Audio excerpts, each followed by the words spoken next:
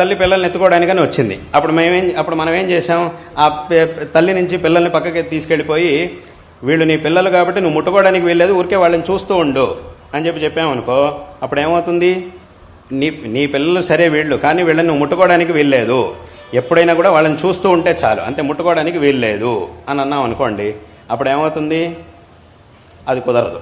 అదేమిటి, ఎందుకు ముట్టుకోకూడదు, నా పిల్లలు కాబట్టి నేను వాళ్ళని ముట్టుకోవాల్సిందే అని అంటుంది. సరే పర్వాలేదులే, నా పిల్లలైతే ముట్టుకోకపోయినా పర్వాలేదు, నా కళ్ళ ముందుంటే చాలు అని ఏ తల్లి అనదు. అదేమిటి, నా పిల్లలు నేనెందుకు ముట్టుకోకూడదు, వాళ్ళని ముట్టుకోవాలి, వాళ్ళని ఎత్తుకోవాలి, ఆడించాలి, అన్నీ చెయ్యాలి అని అంటుందే తప్ప తల్లి నేను వీళ్ళని ఎందుకు, సరే అలాగా ముట్టుకోకూడదా, అయితే పర్వాలేదులేండి, వాళ్ళ కంటి ముందుంటే చాలు, నేను ముట్టుకోకపోయినా పర్వాలేదు అని మాత్రం ఎప్పుడు అనదు తల్లి. ఎందుకు అనంటే, ఏదైనా ఒక వస్తువుని మనం తలుచుకున్నప్పుడు మన మనస్సులో ఒక భావన కలుగుతుంది. దాన్ని ముందు చూసినప్పుడు ఆ భావన ఇంకొక రకంగా అవుతుంది. దాన్ని దగ్గరికి వెళ్ళినప్పుడు ఆ భావన ఇంకోలా ఉంటుంది. దాన్ని ముట్టుకున్నప్పుడు ఇంకోలా ఉంటుంది. దాన్ని మన చేతిలోకి తీసుకున్నప్పుడు ఇంకోలా ఉంటుంది. ఇలా ఒక్కొక్క పనితోనూ అది పెరుగుతూ ఉంటుంది.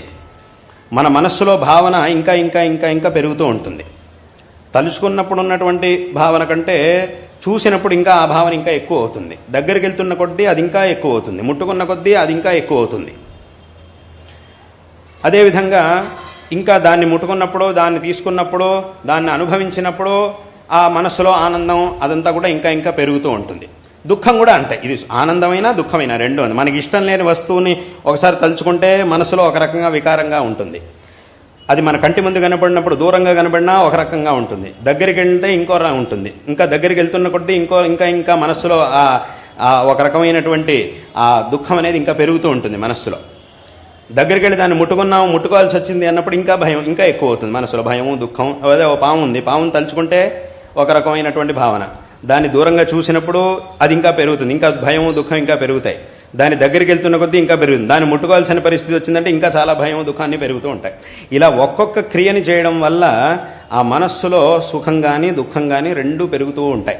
అంటే అక్కడికి ఏతావత ఏమైంది అనంటే, దూరంగా ఉన్నప్పుడు చూసినటువంటి దానికంటే దాన్ని ముట్టుకున్నప్పుడు మన మనస్సులో వికారం అనేది పెరుగుతుంది.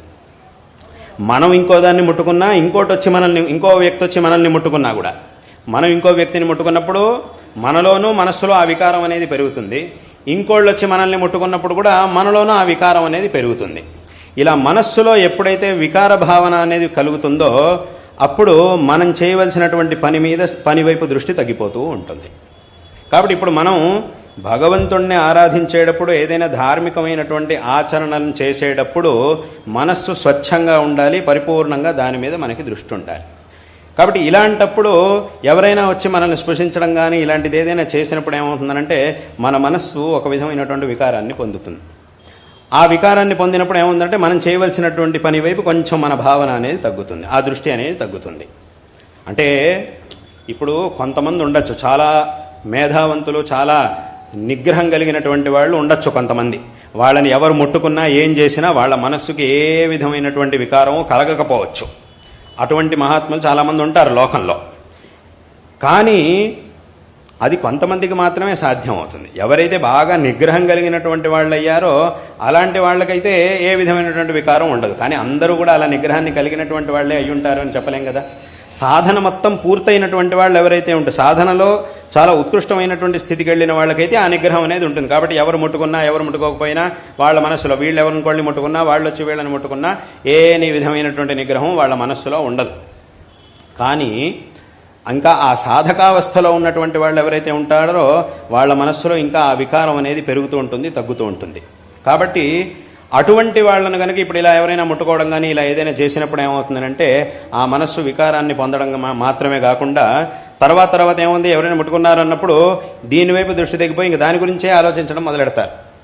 అలా కూడా అవుతుంటుంది, చాలామందికి అలా అవుతూ ఉంటుంది ఆ నిగ్రహం లేనటువంటి వాళ్ళకి. కాబట్టి అప్పుడు ఏమవుతుందంటే వాళ్ళకి దీని మీద దృష్టి తగ్గిపోయేటటువంటి అవకాశం ఉన్నది.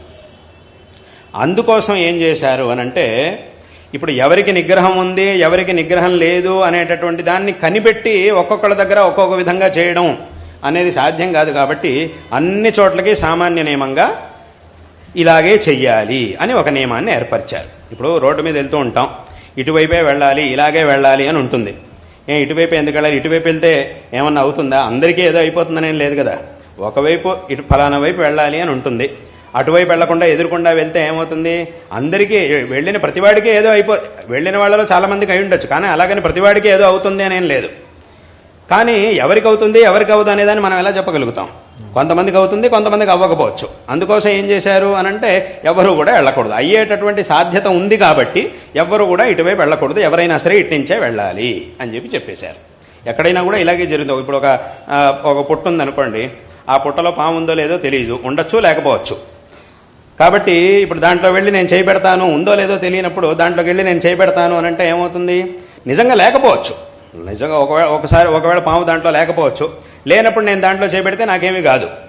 కానీ అలాగని ఉందో లేదో తెలియనప్పుడు దాంట్లోకి ఉండడానికి అవకాశం అయితే ఉన్నది. సంపూర్ణంగా లేదు అని కూడా చెప్పలేము, ఉంది అని కూడా చెప్పలేము. అలాంటి పరిస్థితిలో దాంట్లో చేయి పెట్టడం మంచిదా పెట్టకపోవడం మంచిదా అని అంటే పెట్టకపోవడమే మంచిది. లేకపోవచ్చు, అలాగని పెట్టినంత మాత్రాన ప్రతివాడికి ఏదో అవుతుంది, పాము కరుస్తుందని. పాము ఉంటే కరుస్తుంది, లేదు అది ఎక్కడికో బయటికి వెళ్ళిందంటే ఎవరికి ఏమీ కాదు. కానీ ఉందో లేదో తెలియదు కదా, ఎవరికి ఏమవుతుంది, ఎప్పుడు అది ఉంది ఎప్పుడు లేదు అనేది ఎవరికి తెలుసు. కాబట్టి దాంట్లో చేపెట్టకుండా ఉండడం మంచిది అనేటటువంటి ఉద్దేశంతో ఈ నియమాలన్నింటినీ కూడా అన్ని చోట్ల ఎక్కడైనా కూడా నియమాలని చేయడం జరుగుతుంది. కాబట్టి ఇప్పుడు నిగ్రహం ఎవరికి ఉంది ఎవరికి లేదు అనే దాన్ని కనిపెట్టడం అనేది చాలా కష్టం. కాబట్టి ఎవరైనా సరే ఇలాగే ఉండాలి, మడిని పాటించాలి అని ఈ వ్యవస్థని, ఈ మడి అనేటటువంటి వ్యవస్థని తీసుకొచ్చిందే ఈ ఉద్దేశంతో. ఈ స్పర్శ అనేటటువంటి దానివల్ల ఒక వికారం తప్పకుండా మనస్సులో ఎవరికైనా సరే ఖచ్చితంగా కలుగుతుంది. అందుకోసం ఇందాక నేను చెప్పినట్టుగా ఇప్పుడు తల్లి ఉంది, పిల్లలు ఉన్నారు, ఆ పిల్లల్ని ముట్టుకొని ఎత్తుకుంటేనే తల్లికి ఆ సంతృప్తి అనేది కలుగుతుంది. అంటే ఊరికే చూస్తే కలిగే సంతృప్తి ఒకటి ఉంది, కానీ దానికంటే కూడా పెద్ద సంతృప్తి ఆ ముట్టుకున్నప్పుడు ఎత్తుకున్నప్పుడు కలుగుతుంది. అంటే ఏమిటి, అక్కడికి ఈ స్పర్శ అనేది ఏదైతే ఉందో అది మనలో ఒక వికారాన్ని, మనస్సులో ఒక వికారాన్ని కలిగిస్తుంది. నిగ్రహం ఉన్న వాళ్ళ మీద పెద్ద ప్రభావం అది చూపించకపోవచ్చు, కానీ లేనటువంటి వాళ్ళ మీద, అంటే నిగ్రహం, సామాన్యమైన నిగ్రహం ఉన్న వాళ్ళ మీద అథవా నిగ్రహం లేనటువంటి వాళ్ళ మీద తప్పకుండా అది ఒక ప్రభావాన్ని చూపిస్తుంది.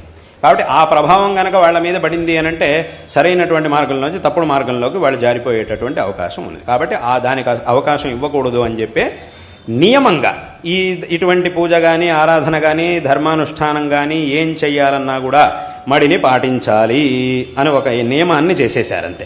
నీకు నిగ్రహం ఉందా లేదా, ఏ స్థాయిలో నిగ్రహం ఉంది అనేదంతా సంబంధం లేకుండా దీన్ని పాటించాల్సిందే అని ఒక నియమాన్ని చేసేశారు. కాబట్టి అసలు ఈ మడి యొక్క ఉద్దేశం అనేది ఇది. కాబట్టి ఇటువంటి ఇదంతా ఎందుకు చెప్పొచ్చాను అంటే, ఇటువంటి మడిని మనం పాటించాల్సింది ఎప్పుడు అనంటే ధార్మికమైనటువంటి ఆచరణలను చేయవలసి వచ్చినప్పుడు ఈ మడిని మనం పాటించాలి. అంటే ఇప్పుడు ఇందాక చెప్పినట్టుగా ఏదైనా హాస్టల్కి వెళ్తారు, చదువుకునే వాళ్ళు పిల్లలు, వాళ్ళంతా హాస్టల్కి వెళ్ళి అక్కడ ఉంటూ ఉంటారు. అక్కడ వీళ్ళంది అసలు ఎందుకోసం వెళ్తున్నారు, చదువుకోవడం కోసం వెళ్తున్నారు. అందులోనూ మళ్ళీ ఏదో వేద పాఠశాలకు వెళ్ళారు, వేదం చదువుకోవడానికి వెళ్ళారు అంటే మళ్ళీ దాని నియమాలు వేరే ఉంటాయి. మామూలుగా కాలేజీకి వెళ్తున్నారు, అక్కడ ఏదో